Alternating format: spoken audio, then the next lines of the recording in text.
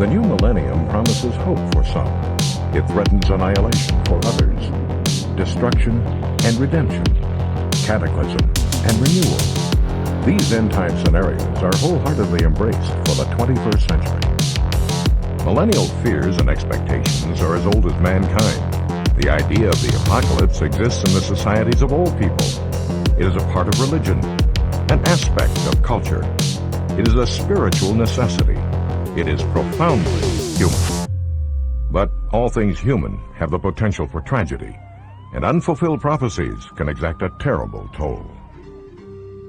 Well, I was on a radio show on UFOs and alien abductions, and we went to phone calls, and the calls started coming in where a number of people who identified themselves as members of the Nation of Islam said that there was no debate. There are UFOs, there is a mothership in orbit around Earth, and in 1999, the mothership is going to release the smaller ships, and they are going to attack and invade American cities. How do they know this is true? The Reverend Minister Farrakhan has been to the mothership. Well, I couldn't believe what I was hearing. I personally find Farrakhan to be an intelligent, rational man. Does he really believe this? Turns out he really does. Minister Farrakhan's mother wheel is a heavily armed spaceship the size of a city, which will bring destruction upon white America, but save those who embrace the Nation of Islam. The idea is not unique. It is a type of prophecy that is as old as mankind, and it is not the only time Americans have embraced it. And I immediately thought of the 1890 Ghost Dance by the Dakota Sioux, and I blurted out, the Ghost Dance, you know, the 1890 Ghost Dance. There's a common theme running throughout both this belief by African Americans that, you know, the Messiah is coming, so to speak, in the form of aliens to rescue them, and Native American mythology about the same thing. And the myth is this: destruction, redemption. This is what I call the Messiah myth, that no matter how bad things get, the Messiah is coming to rescue us. It gives hope. In 1889, a total eclipse of the sun was dramatically visible in the sky over Nevada. A Paiute Indian named Wavoka was in its path. Wavoka was feverish. He was sick, and so he was in his teepee hallucinating when the solar eclipse came over him, just by chance. But that kind of conjuncture of events is the sort of thing that triggers messianic movement, and it did. By the time the eclipse was over, Wavoka had realized his prophetic mission, to bring the Ghost Dance to his people. The Ghost Dance was a dance to herald the Messiah, a dance for redemption. The Messiah would come and the buffalo would return. The fallen warriors from all the Indian wars would return out of the ground. They would actually be resurrected and return. And with that, peace, prosperity, freedom would come to the Native Americans. The Ghost Dance spread. Tribes all over the West danced to throw off the shackles of oppression. To bring on the Messiah, you had to dance. So it was clockwise, counterclockwise, around a fire, around a tree. Everybody had different versions as it swept throughout the western United States. It wasn't just the Dakota Sioux, it was all these different groups, and they all had slightly different versions.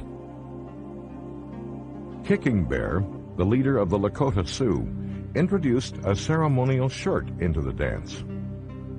He believed the gods would make the shirt impenetrable to bullets during war. So this was the component that really made white Americans living in the West nervous. Not just that the Messiah is coming, but that there would be a war and the Indians would be impervious to bullets. This sounded like talk of another revolution coming. Tensions escalated. The U.S. government sent troops to suppress this prophetic uprising. But the Indians continued to dance. More and more Native Americans started doing the dance. More troops came in, more dancing, and you could see a cascading of tensions on both sides. The great Sioux chief, Sitting Bull, famous for his role at Custer's last stand, now an old man, was shot and killed in a skirmish with cavalry troops who were trying to quell the Indians' ghost dancing. This was the beginning of the end. A couple of hundred Native Americans were surrounded by a couple of thousand American troops with cannons, with rifles and guns and so on. The event that triggered it was the soldiers went into the teepees, into the personal belongings of the Native Americans to try to find any guns to take them away. That made tensions, really high. At that moment, a medicine man started doing the ghost dance, and he took some dirt and he threw it up into the air and reminded the Native American soldiers that the vests that they wore were impervious to white men's bullets. Somebody fired a shot. And so it was, on December 29, 1890, near a cold and desolate South Dakota creek, that 250 Sioux, men, women, and children, were massacred. The ghost dance was over. It was the end of the ghost dance and a great tragedy. The tragedy of Wounded Knee. This, the most infamous massacre in Native American history, resulted from the wholehearted belief in a prophecy that never came true. For some Native Americans, a site at Wounded Knee represents the lost dreams and hopes of a better future. Prophecies, like the ghost dance, have always affected human history. Specters of destruction and redemption have existed since the dawn of time. Some of the most powerful visions of these end times come from one source, the Bible.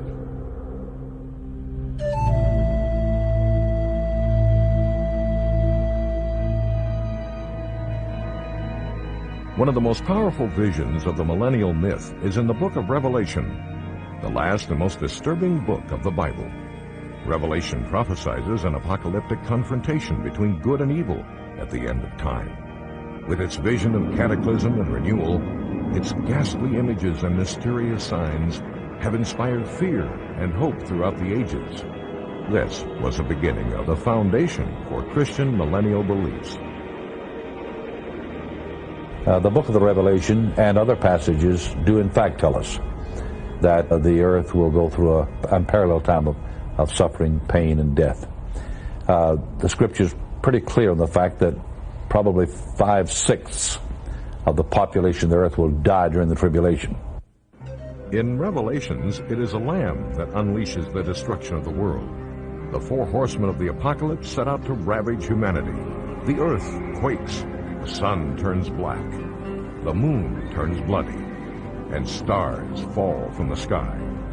During the time of tribulations, the rapture, the return of Christ, is a Christian's only hope for salvation. If the Lord Jesus Christ were to come today with the sounding of the trump, the calling out of the church, which we call the rapture, the tribulation period, the 7 years of Jacob's trouble would ensue upon the earth. Somewhere early in would be the revelation of the man of sin called the Antichrist. If in fact the coming of the Lord is imminent, should the Lord come, for example, the next 10 years, it would mean that the Antichrist must be alive upon the earth today, because he will be an adult man when he appears during the tribulation. The book of Revelations, with its apocalyptic vision of violence and vengeance, has endured because it promises that the faithful will triumph over evil. It brings a millennial message of hope against impossible odds. Here is a text which is promising the imminent transformation any second now, telling the story so vividly that you can almost taste what it's promising. And as a result, it not only creates the desire for this, but in some senses satisfies it in its absence. It's so filled with symbols that you can read it any way you want. Let's remember that Christianity was really a millennial movement. And it is perhaps the first dramatically failed millennial movement. After all, the Gospels clearly indicate that the early followers of Jesus expected him to return, expected the final climactic overthrow of evil and the establishment of this new world, this heaven on earth, to take place in the near future. For 2,000 years it hasn't happened. That has not in the slightest bit diminished the expectations of the human spirit. Apocalyptic thinking is central to Christianity. It's rooted in the Jewish prophetic tradition, which turned to visions of apocalypse as Israel suffered under foreign conquerors. Jesus and his followers were just one of many rebel Jewish sects which anticipated the coming of a Messiah. The Essene, who left us the Dead Sea Scrolls, were praying for the final days when they would join the angels to fight evil rulers of the earth. Jesus, on the other hand, preached a radical morality of love and forgiveness. Turn the other cheek. And this is characteristic of many people who are, if you will, in the upswing of apocalyptic expectation. They can be very generous. The real issue is what happens in the disappointment. How do you handle the disappointment? Because everybody's headed for disappointment who believes that the Messianic kingdom is about to dawn. There's no question that date setters always get disappointed. Whenever we violate Scripture, in which we're warned not to set dates, we can expect to pay a price for that, and that is disappointment. The prophecy of the second coming gave hope to the first Christians. They expected the imminent return of Christ and the kingdom of heaven. The challenge was how to keep faith alive in the face of continuing disappointment. Now, prophecy interpreters today generally don't pick specific dates. They say the end is imminent, it's going to occur soon, but they very rarely do we get people saying it's going to happen on April 1st or December 31st. The idea took hold that the end times would come 6,000 years after God created the world. There are many evangelicals who believe that 6,000 years ago Adam and Eve appeared on the earth, and they could be right. They could also be wrong. And then there's a verse which says that one day with the Lord is as 1,000 years, and 1,000 years as one day. And so dispensationally, they determine that we have come through 6 days of history. Now, the 7-year tribulation period that follows the rapture and the 1,000-year reign of Christ makes up the 7th day. But the early Christians remained focused on the coming of the end. When Christianity was adopted as a religion of the Roman Empire, the church leaders tried to change this end times view. The Christian church itself, therefore, began to recast the very meaning of millennium, to say that it was, in fact, the coming of the Christian church on the earth that was the millennium. The common people of the Dark Ages looked to the future for the arrival of the Savior, but they lived in fear of the coming doomsday. Every invading horde was taken to be the Antichrist.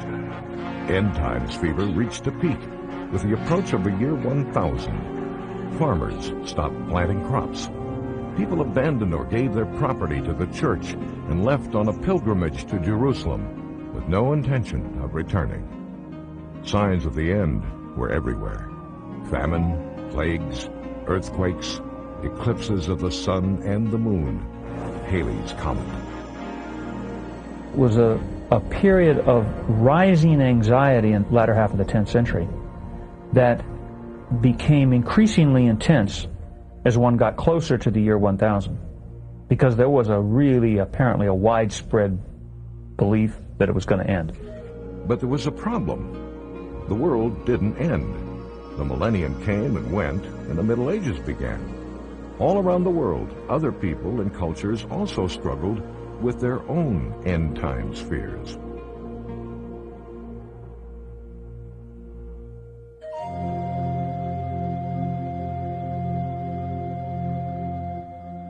I think it's important for people to know that these ideas have existed historically. They exist cross-culturally. It's not just something that's occurring as we approach the year 2000. Almost every society has had ideas about the end of the world. All religions have a millennial myth, and every culture has an end times vision of death and rebirth. The pattern is of a cleansing of the earth and of the community in which you live in some way that is usually dramatic, traumatic, and relatively sudden. And this sense of a cataclysm preceding a renewal is part of almost all of the expectations of an end that we can see anywhere in the world. Jewish prophecy has a long tradition of end times fears and hopes for the coming of a Messiah. I think we owe the idea, the central idea of the millennium myth, to the Jewish prophets who had a sense that the future could bring something brand new. Whereas history as it was conceived by the ancient Greeks and Romans and most other cultures tended to be cyclic. Things repeat themselves. The genius of the Jewish prophets was that they saw the possibility of some new element that would enter into the course of history. And I believe that this futuristic vision is really one of the most powerful forces in human history. The world of Islam has always had two redeemers, the Mahdi, who will come at the end of every century to renew the faith, and another more mysterious figure who heralds the end times. This is the 12th and final Imam, who went into hiding over 100 years ago, and who will emerge to cleanse the world and lead Islam to its final triumph before the millennium. While the Western view of time was linear, the Eastern view was cyclical, but their end times have always been just as horrifying.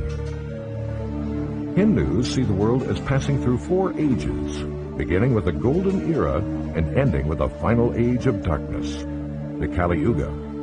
For the Hindus, it is still the age of darkness, and will continue to get worse and worse until the goddess Kali comes forth and annihilates the world, and begins a cycle again with a new golden age. But until then, Hindu prophets see only suffering, death, and a sudden, terrible cataclysm.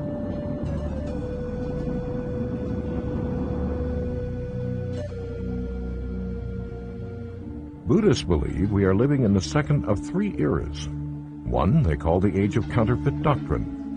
What follows is the last days of doctrine when the Buddhists believe a Redeemer, called the Maitreya, will lead the faithful to a pure land in the West. This belief and fear of being left behind inspired incredible uprisings, rebellions, and mass migrations. The Taoist Great Mother was combined with the Buddhist younger son, the Maitreya, to become this duality of powerful redemptive figures, half male and half female. Such combinations led to secret societies, which became radical revolutionary political groups at the end of the 18th century. Just as the French Revolution was happening in the West, there were tremendous uprisings in China. The Taiping Rebellion in the latter 19th century was fueled by a volatile blend of Chinese and Christian millennial beliefs. Leader Hung Soo-chung saw himself as a second son of God and believed he was establishing the heavenly kingdom of great peace. In 1853, Hung captured Nanking and made it his New Jerusalem.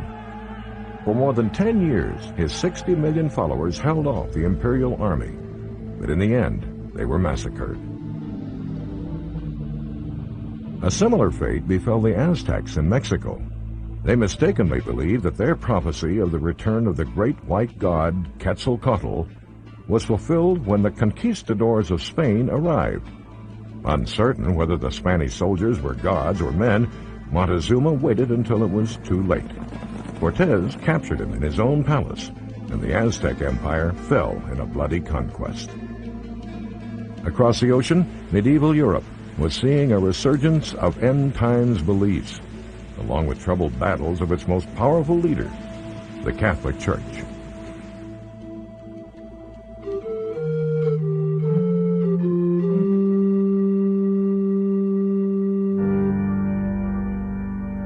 Millennial movements inspired by fantasies of salvation gripped Europe throughout the Middle Ages.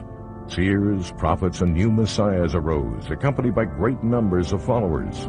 St. Francis of Assisi left the worldly life in 1205 to devote himself to the care of the sick and poor.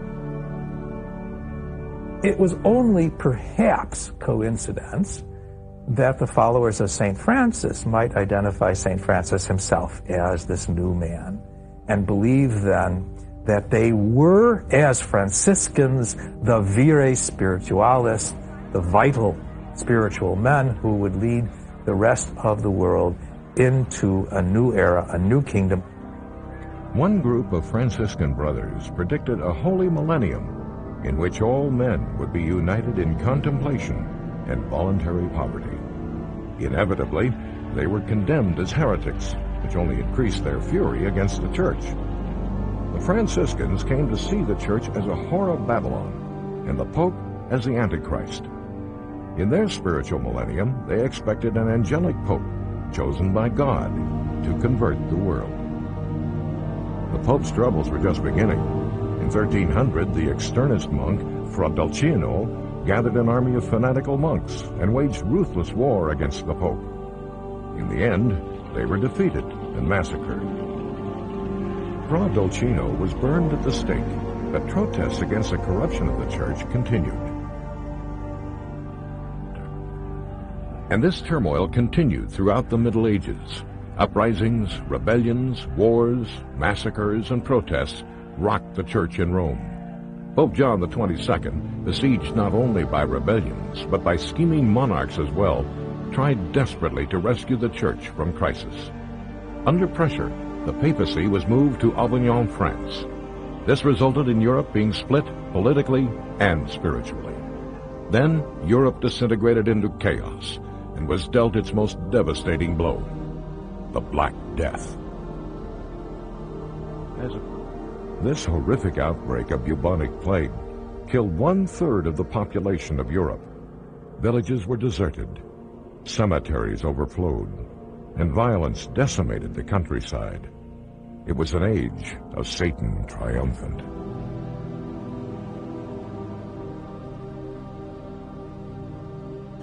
It took nearly a century for the church to re-establish in Rome, but by the late 1400s, it was again dominant. The faithful returned, and the church became the wealthiest and most powerful force in medieval Europe. The millennium halfway mark in 1500 brought an upsurge of apocalyptic fears and expectations. The Protestant Reformation, another movement against papal rule, was a response to a church corrupted beyond redemption. It was led by a fiery German religious reformer, Martin Luther. Luther accuses the church itself, the whole church, of being the Antichrist.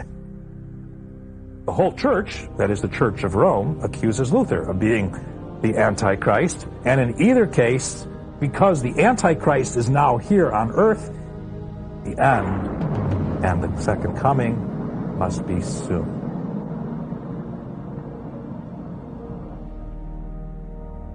Yet, once again, the end didn't come. Luther's Reformation flourished.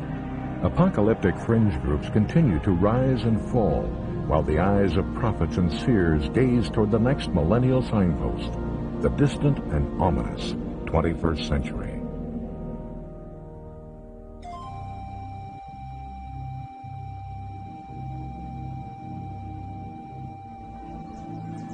The year 2000. The 21st century looms as a crossroads of time. By mysterious coincidence, many ancient calendar cycles come to an end soon, tied to the sun's passage through all 12 constellations of the zodiac. As we enter the age of Aquarius, a vast cycle of time is coming to completion.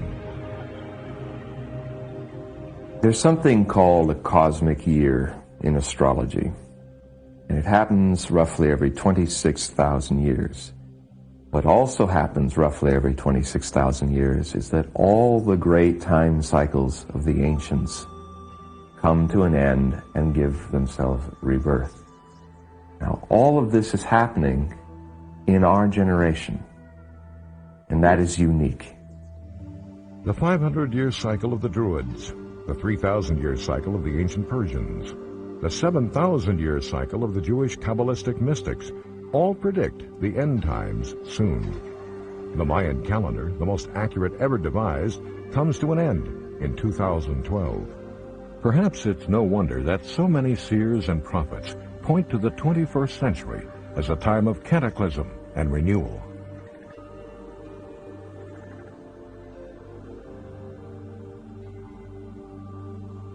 Prophecy is as old as man's desire to know the future. Throughout history, more than 50,000 people have claimed to be seers. Of these, the most famous is Nostradamus. John Hogue is one of today's most popular interpreters of Nostradamus. You cannot study the history of prophecy without feeling the giant shadow cast over you by Nostradamus. He is huge, he is controversial. Nostradamus lived over 400 years ago. He was a doctor of medicine in rural France until he set himself up as a prophet in 1547. His prophecies were written as rhymed quatrains. In his time, he became famous for predicting the death of King Henry II in a jousting match. In our time, some interpreters have looked at the prophecies of Nostradamus and have found that he predicted the fire that destroyed London in 1666, the French and American revolutions, the assassination of the Kennedys, and man walking on the moon. We are now experiencing the 7 final plagues. The plague of blood, Nostradamus talked about, which is about immune system, AIDS and many other things that are happening with the immune system, CFS and other things, Gulf War syndrome. It is about hidden poisons of nuclear pollution. It is about the ozone holes.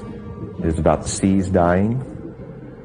Another Nostradamus prophecy speaks of 2 brothers of the North, who were not yet brothers, as being victorious against the Easterners. Russia and America are supposed to be brothers, says Nostradamus, the great kings of the North. They will be brothers, though, for a very short time. And their brotherhood is undermined by a North African Libyan source. Just when it looks like peace is happening to the world, that's when it all unravels. And the date window for that is from 1997 through 2011, 2012. Hogue sees the coming conflict as being more insidious than past wars. World War III, the Aquarian Age War, is a war of terrorism and social breakdown. It's a battle between the old versus the new. But the most ominous of Nostradamus' prophecies concerns the rise of 3 antichrists. According to his interpreters, the first was Napoleon, the second was Hitler, and the third, and worst of all, is yet to come, a mysterious figure from the Middle East who will unleash an apocalypse that destroys much of mankind. Nostradamus basically predicted this as a time when a great and terrible war would be prepared by the West. He described a very apocalyptic war where neither man nor animal would survive. He talks about a war of a third Antichrist. His war lasts 27 years, and I imagine that it starts in the summer of 1999. One interpretation of what Nostradamus said is, the Antichrist very soon annihilates the 3. 27 years his war will last.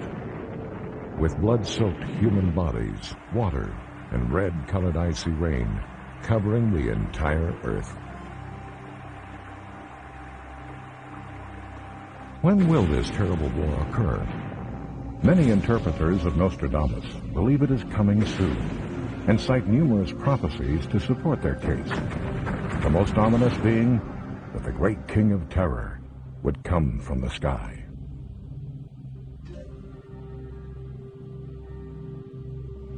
Some people take a more skeptical view. Nostradamus is probably the best regarded prophet of all time.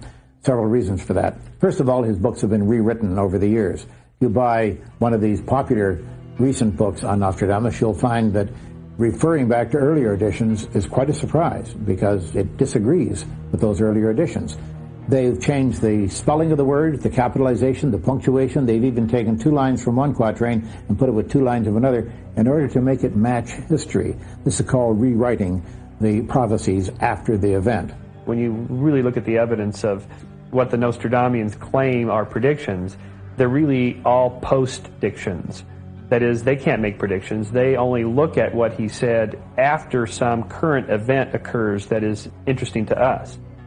It's one of those things where any translation, any interpretation of it, if it's accepted, can prove almost anything. There's one quatrain in Nostradamus, for example, which is said by the devotees, by the believer class.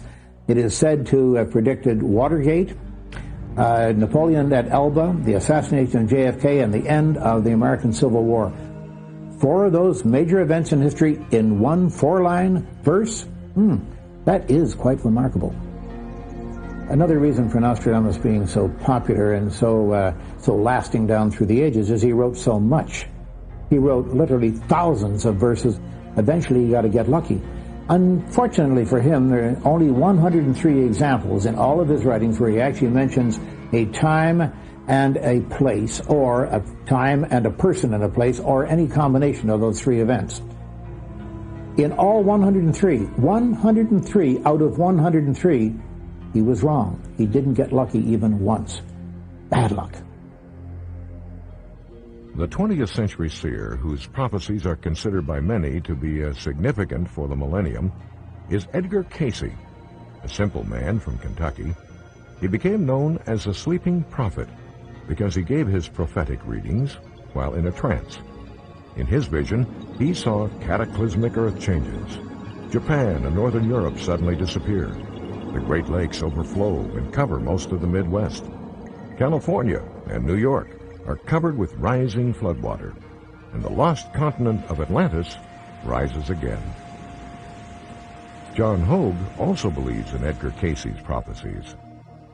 Edgar Cayce's Earth Changes prophecies are very intriguing because he makes remarkable statements in the mid-30s, actually in the early 30s, saying that the magnetic core of the world was going to change.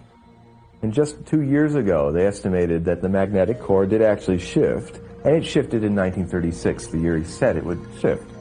He talked about earthquakes in Morocco, and it happened. He talked about Etna blowing up in 1957, 58, it happened. And because of the accuracy of his first wave of Earth changes, from then on, people were going, my God, this guy's scary, because he's saying that the Earth is going to shift on its rotationary axis sometime by 1998. Edgar Cayce has many followers to this day. He also has many skeptics. Well, Edgar Cayce, the sleeping prophet, was a fantasy-prone personality with a clever imagination and a well-read, bright guy who put all those together into a package. And all it is somehow us looking for transcendence to another world. When you go to their library, it's unbelievable. They have just hundreds, thousands of volumes by Edgar Cayce. Each of them are big, thick volumes of all his readings. He's bound to get all kinds of things right, just by chance. You're not having a controlled experiment where you set up some criteria about what percentage have to be right for us to determine if this is something that's real or if it's an artifact of probabilities. And it's clearly, it's the latter. Many Native American prophecies foretold the coming of white men from the east. 1,000 years ago, according to legend, the deity Masao gave the Hopi Indians of the Southwest a number of prophecies. What they said has taken place, and these are all things that they could not possibly have known about 1,000 years ago. Even Nostradamus hasn't come close to the fulfillments that have happened with the Hopi. Southwest historian Thomas Nails sees a fulfillment of Hopi prophecies. White people did come. They did take over Hopi land and convert the people to white man's religion. They also did try to end Hopi culture, just as the prophecies foretold. The Hopi also believe that the world will go through 4 cycles. And we are in the 4th cycle now. The 4th cycle will end in fire.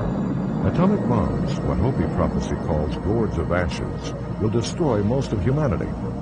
The 5th cycle represents the dawn of a new world, but a world born out of devastation so great that we must begin all over again. The Hopis, with this vision, follow an ancient tradition of end-time belief, destruction and redemption. It was a theme shared by the new arrivals to this country, the white man.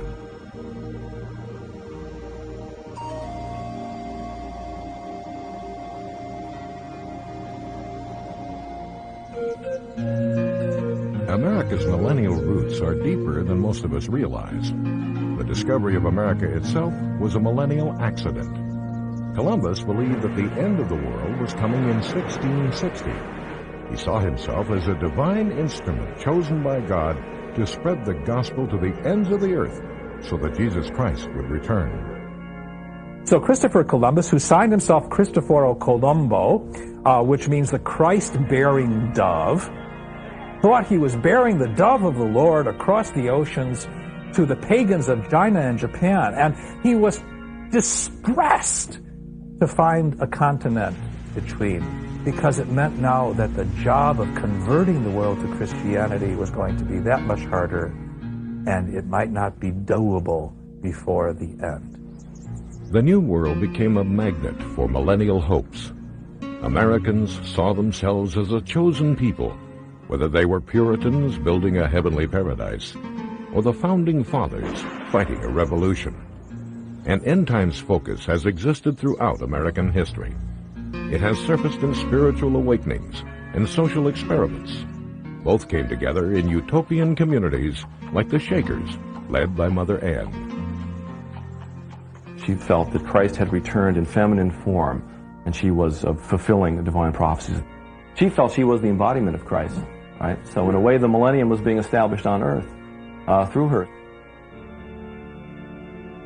Darker apocalyptic expectations also ran deep in the American soul.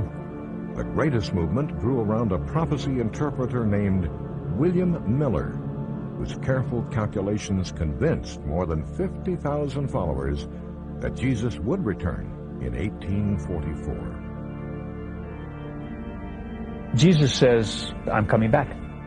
And he also says, you shall know the signs of my return. And he also says, you can't predict when I'm going to come back. So he says three very important things. I'm coming back, you'll know the signs, but don't try to guess when. The fact that he says he's coming back has been essential to the whole history of Christianity. But William Miller did believe he could guess precisely when Jesus Christ would return. On October 22nd, 1844, Miller and thousands of his followers gathered together to await the Savior's appearance. And they waited, and they're all in a room or a barn somewhere, and they waited, and the clock finally ticked midnight, and they realized that they had been wrong. Hiram Edson writes in his memoirs, "A spirit of weeping came over us such as I have never experienced before. We wept and wept until the day dawned." The most remarkable part of that story is that, you would think people come together, they have a prediction, the prophecy doesn't come true, pack it up and go home. They don't do that. What they do is go on from the ashes of that disappointment. They go on to found what is today one of the largest and most rapidly growing Christian denominations in the world. That is the Seventh-day Adventist Church. Not only the Seventh-day Adventists, but the Jehovah's Witnesses arose from what was called the Great Disappointment. Both grew out of a troubled time, the American Civil War, and nothing fanned end times fever more than President Lincoln's assassination. He was immediately seen as the Christ who had died for the sins of the country.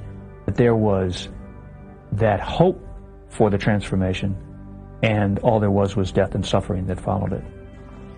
The aftermath of the Civil War saw end times views becoming the basis for American religious thought.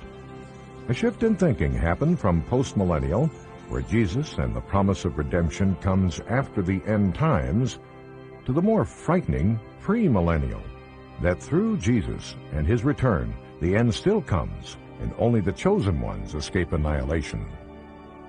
The postmillennialist view is a much more hopeful view for human society. You have to remain committed to a human future, and you have an obligation to relieve human suffering and to help others, and in order to try to make things better, in order to inaugurate that divine change. The premillennial view is always associated with dread and violence and the suddenness of endings, ends evil and then brings about the change and the goodness that only Jesus can lead us into that. While fundamentalism took root in rural America, another vision gripped urban America. The rise of science and the progress brought by the industrial age seemed to promise a secular millennium. The 20th century was hailed as the century of centuries. sure to carry progress to unimaginable heights. By the year 2000, anything seemed possible. People would eat little pills that provided all the nourishment they needed. People would no longer walk on land, but fly to different levels in future cities. In the midst of all these predictions about what would happen in the 20th century, not just the pill for food, but also greater speeds at different levels above the earth, no one ever could figure out a solution to traffic. The millennium may come, but there will still be traffic jams. 1900 is the great victory of positivist hope that reason and technology and democracy are going to transform the world into a secular millennial utopia. But it didn't turn out that way.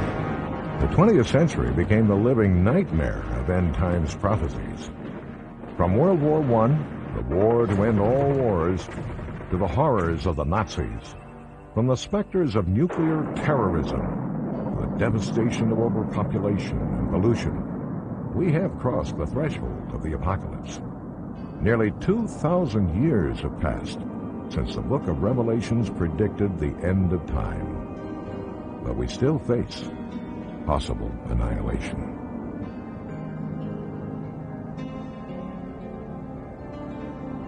What you have now is this rejection of the idea that reason and technology are enough. Emotionally, we're not nearly as mature as we are technologically powerful.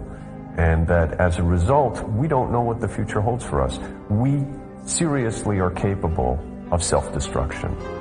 Futurelessness is the great threat that we all face as a result of the scientific technological changes that have engulfed the world in the 20th century. We could go with a bang in a millisecond if all the bombs go off, or we can go with a whimper of environmental degradation. We can go slowly, but either way, we can go. We all would like there to be a better tomorrow. So end of the world scenarios, they're not really bad news. They're really good news. The silver lining of the cloud, so to speak. There's something good coming, but we have to go through bad first. The destruction, redemption. We all have our hopes for the uncertain future.